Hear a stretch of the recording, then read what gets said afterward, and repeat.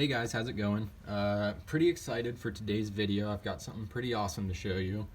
Gonna be continuing with the theme of the last few, which is my Star Wars creations. And today we're gonna be looking at my custom ATTE. This has taken me a few months to build, mainly just trying to source parts and putting it together as parts come in and I get what I need. And it's not completely finished at this point. There are still a few things that I would like to tweak, add some details here and there, but overall it is complete enough that I'm happy with showing it off, letting you guys take a look at it, getting your guys' opinion on everything, and just seeing what you guys think of it. So without further ado, let me get it on screen, and we'll start with the showcase. Let me move my camera here. I will be holding my camera again. I apologize if it's a little shaky. But here we go. So as you can see, it is quite a monster of a build here. I guess we'll just start here at the front. So the front canopy, or a cockpit, does just come off, held in place by these two studs. And as you can see, I have not done any detail work for the interior cockpit where the driver would be sitting. But right now that's not as important as getting the outside done and some of the troop areas on the inside. The front of it just has that grate with some little clip pieces to replicate the detail of what we see in the movies and the show. And moving back from there, we have the four main turrets. They all do move independently with these great ball pieces here. And from there, we can go back to the mass driver cannon. Spins 360 degrees. The turret can elevate and depress. And the turret can be completely removed very easily. Just held on there with two pins. Secure enough to move it around freely. You're not going to knock it off on accident.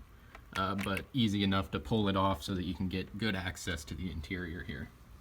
Now with that being said, let's go on and move into the interior.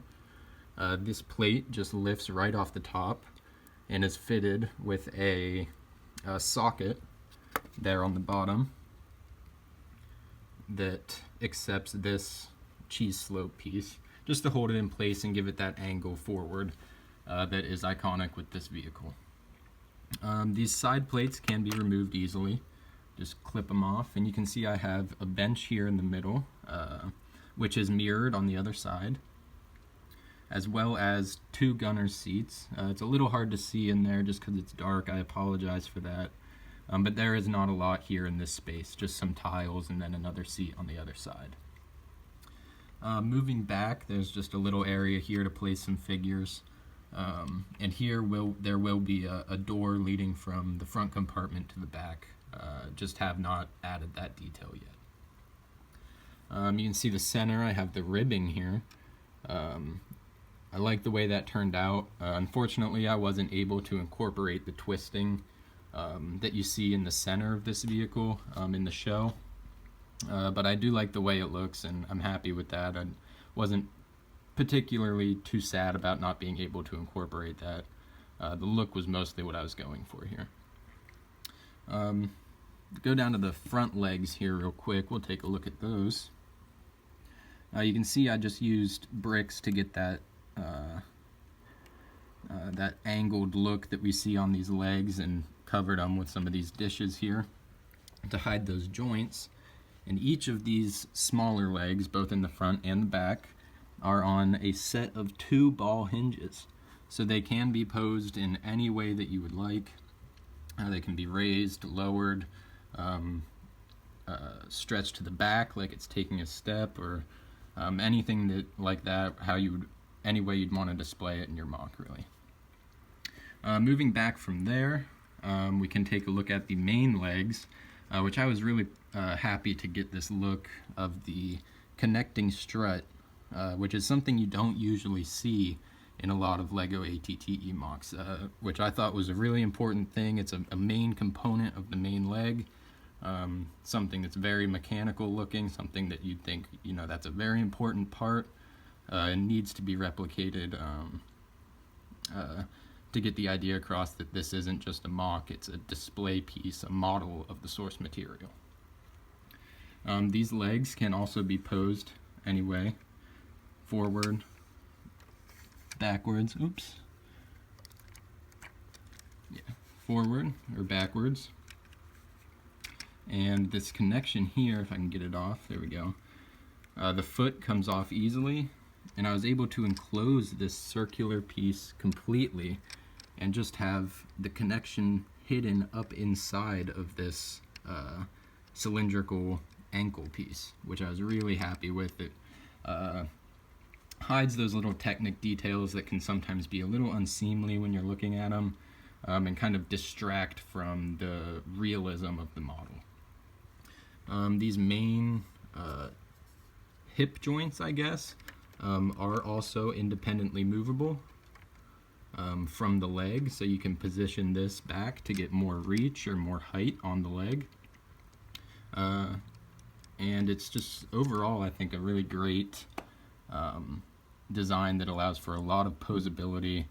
You can have it walking over terrain or stepping on things, and it won't be unstable or have a risk of breaking or falling apart. That being said, I do stress test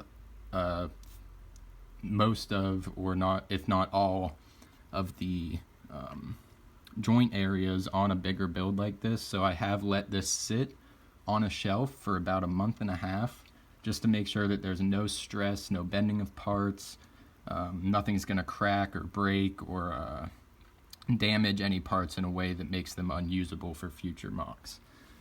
So this thing is sturdy, it will hold its own weight, and it'll hold its own weight for a very long time. Moving back to the back compartment, again, we can lift off this entire roof piece, and it works in the same way. We have that slot that accepts a pin, a cheese slope pin here to give it that angle, and the two turrets on the rear. Again, the side paneling is easily removable. Just pop it off. And we can see I have another bench in the back, mirrored again on the other side. You can see a little better with the light in there. And about the same setup as we had in the front here. We have a little area for minifigures to stand or sit, maybe place some cargo in there. And then these two seats in the back for the rear gunner emplacements. From there, we just have the back panel set to as close as I could to cover all the gaps. If I can get a look at that, maybe. So you can see there's minimal gapping on either side, which I was really happy with. I was able to get the gapping down to a very, very close to, if not unnoticeable range, as close as you can with Lego bricks, and I was really pleased with the way that looked. And I'm just really happy with the way this whole mock turned out. So this mock is built to minifigure scale, as all of my mocks and builds are. So you can see, if you have an ATRT placed next to it, it is to scale with the other vehicles that I build. Let's see. I think that's about it. I hope you guys like it. This will be available on my web store, instructions for this. I do try to keep my prices really low, $5 or less for any instructions.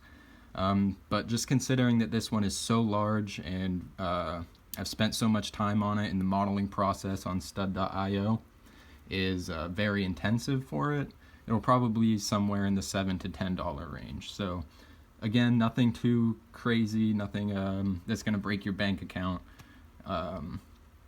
But I just wanted that to be said so there's no confusion on my site with the pricing. Thank you guys so much for watching.